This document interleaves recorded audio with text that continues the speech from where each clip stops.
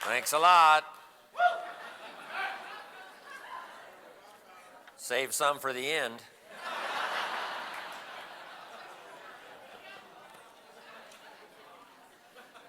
Nice to see all of you. How many of you have never seen me before? This is your first time? Wow, big percentage. Well, I'm just delighted to be here. It's nice to be back. It says something to be invited back.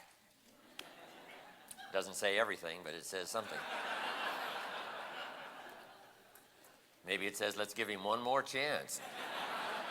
See if he can get it right this time. And my congratulations to all of you, right, that did the extra work to get here. Made the calls, walked the streets, knocked on the doors, did the meetings, talked to the people, and paid the price. I appreciate that. The big price, of course, being your time to be here. But you're the cream of the crop. You're the ones that are out there doing it and leading the way, picking up the task. And I appreciate that. For someone like me, it's very exciting to have a chance to talk to a group like you because it is unquestionably the most fertile of mental soil in which to drop the seeds of ideas.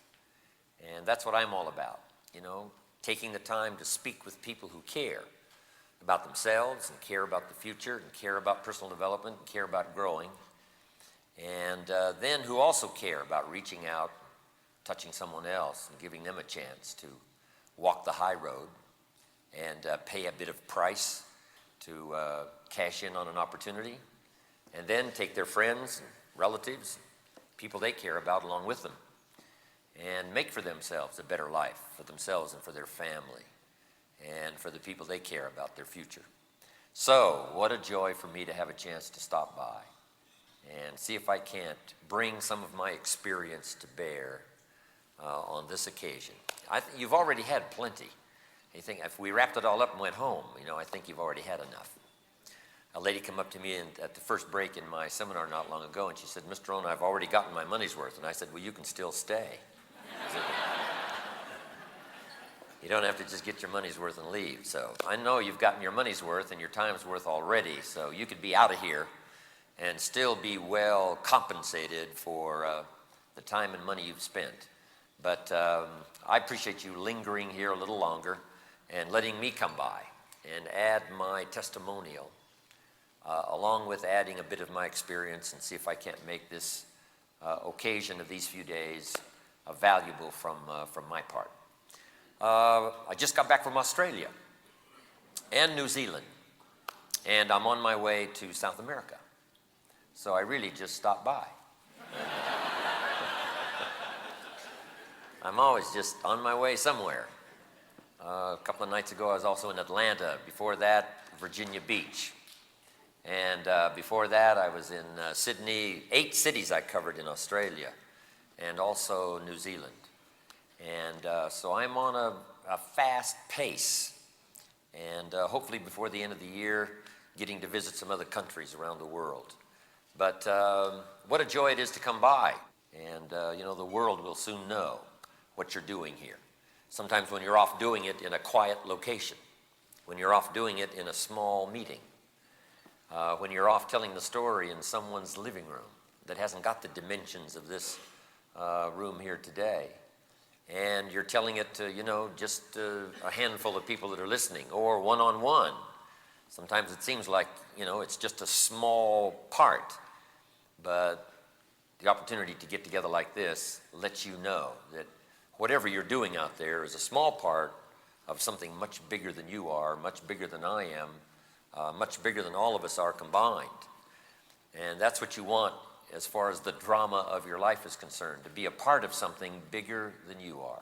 But for you that have paid the extra price, done those extra meetings, and worked extra hard, my congratulations to you.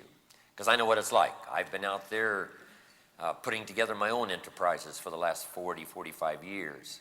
And I know what those early days are like. But part of it is your camaraderie with each other, chance to be able to call each other, lean on each other's experiences, and to be able to see a bit more of the vision collectively that you couldn't see for yourself personally. And for your notes today, that one of the causes we have is to help people see themselves better than they are before they can see it for themselves. help them to see the vision through our eyes before they can see it for themselves.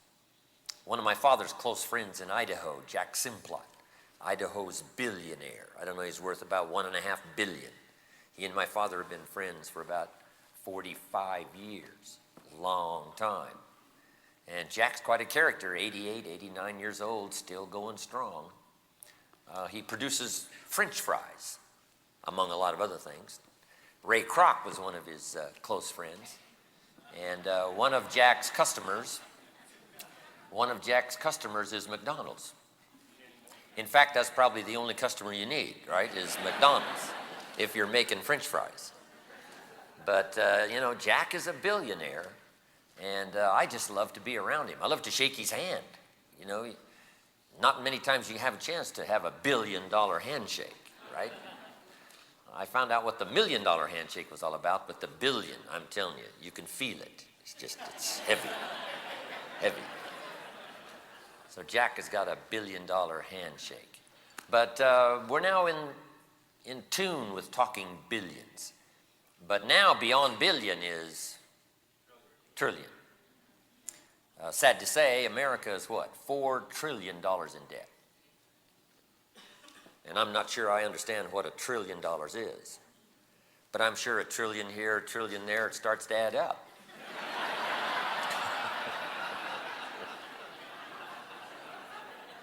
So, you know, the government now is leading the way in using the word trillion.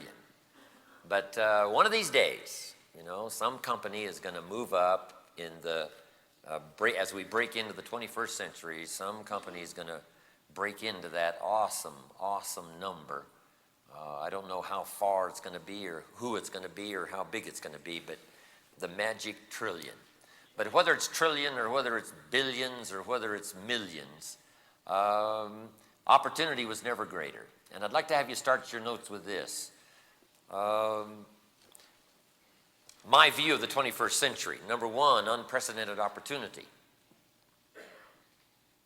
Unprecedented opportunity. Now that the walls have come tumbling down, communism is in disgrace. You know, the two major questions that the philosophers have been wrestling with the last 6,000 years, here they are. Number one, what constitutes a good government?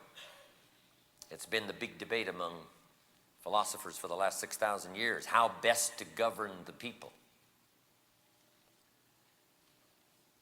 Hitler said, I've got it, right? A master race to run the rest. And we found out how diabolical that was, right? Took 50 million lives to get him stopped and to get his fingers from around our throat.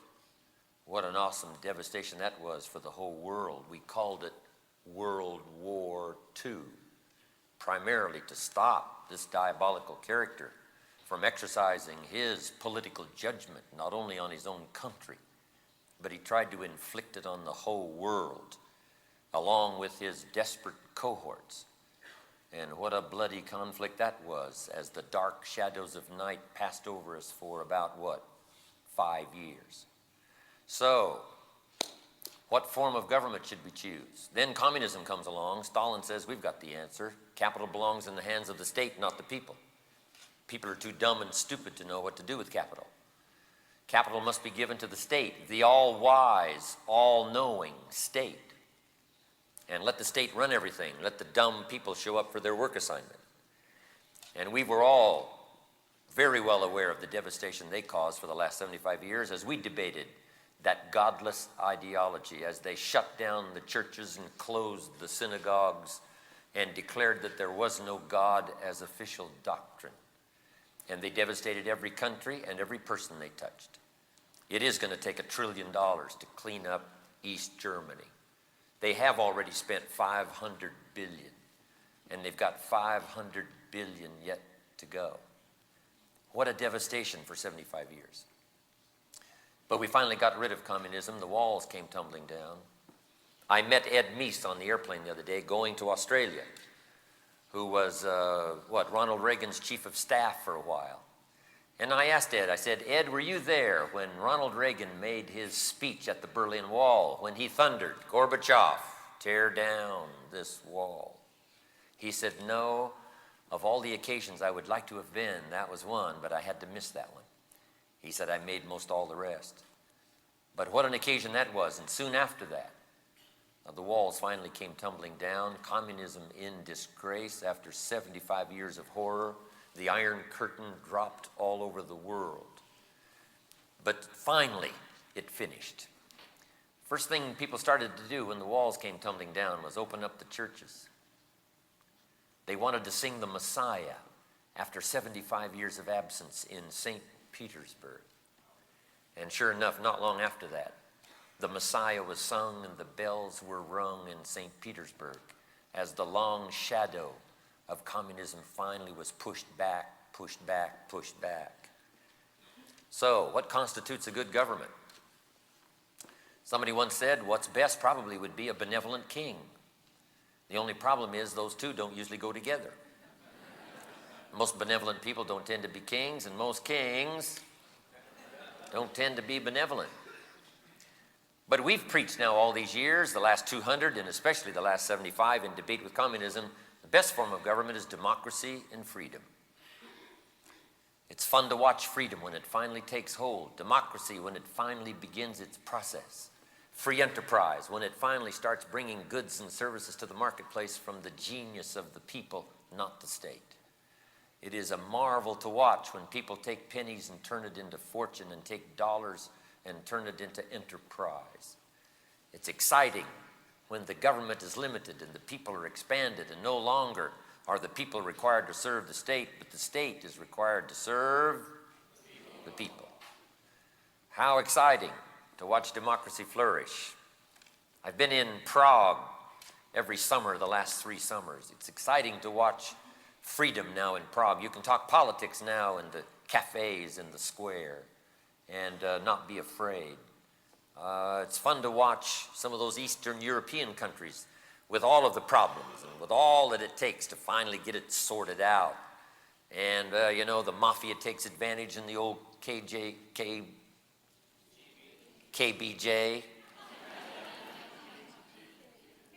KJB. What is it? KBG.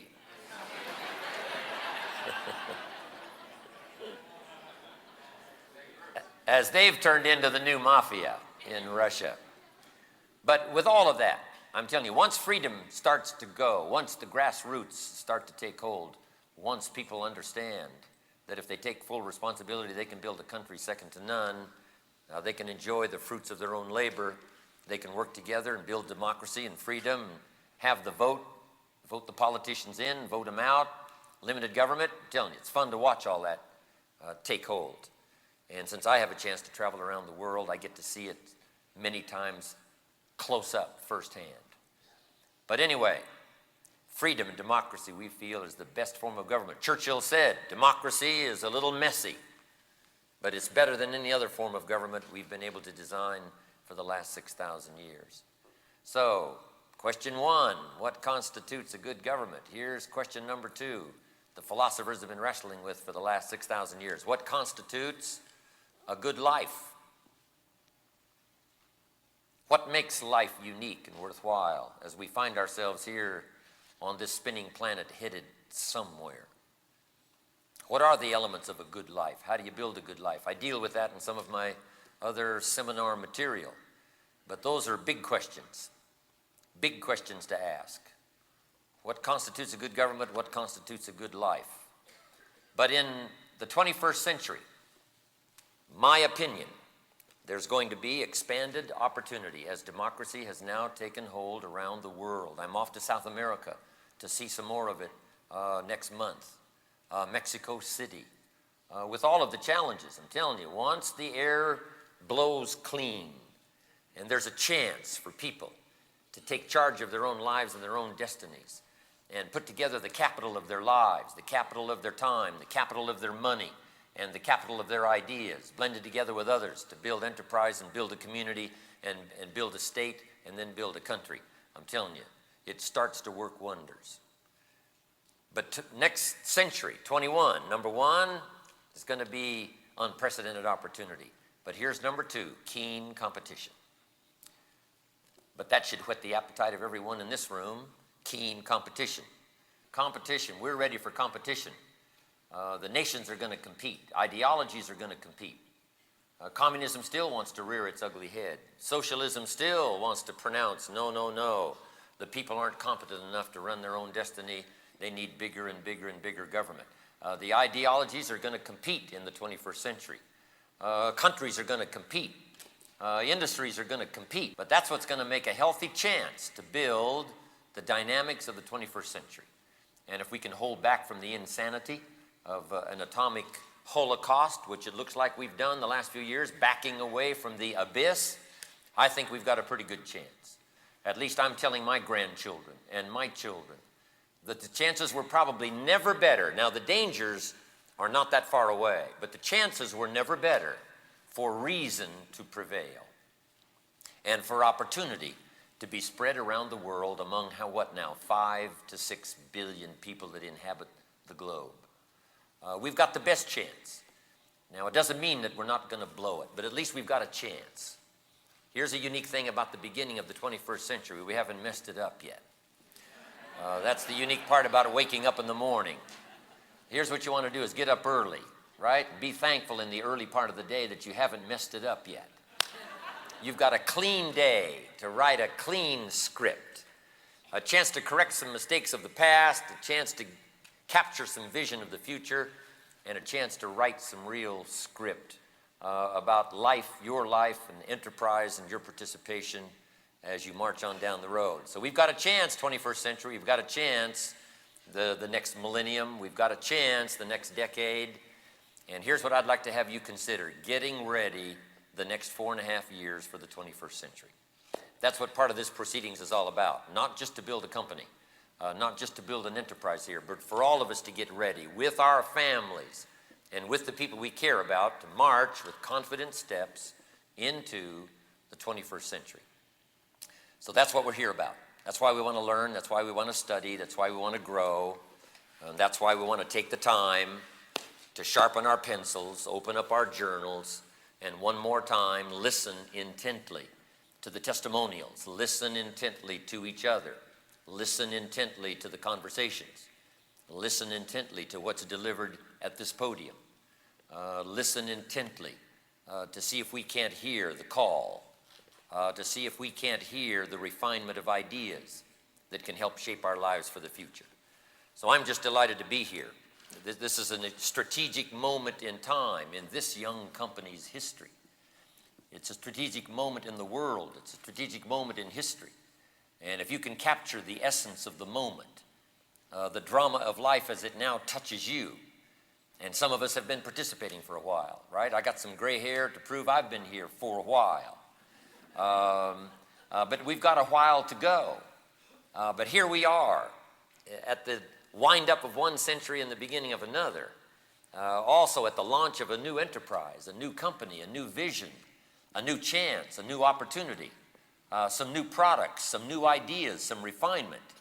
And you've gotten caught up in an early drama here of a company that's on the march and that's on the move. I'm sure you can sense that.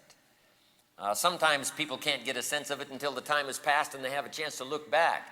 But then there are those special people, and I would assume that you are those special people that haven't just looked back, but you've been looking forward, and you've been able to say, I think I have dropped in at the right time.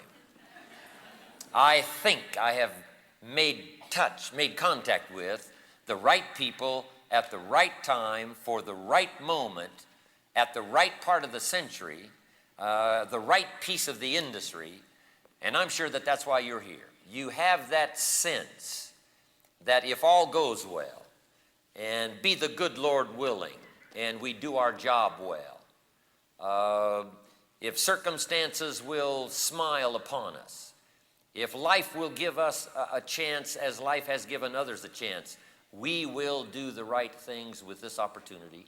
We will do the right things about our own lives and our family. We will do the right things about the gifts that we have and the information that we've got, and we will wisely weave that like a fabric of future, and we'll start doing it better and better every day. That's what this meeting is all about. And that's why I'm glad I was invited to come by here and participate in that. I call this high drama. You know, I have a chance to travel around the world, and there are some times when I have a chance to participate in what's called high drama.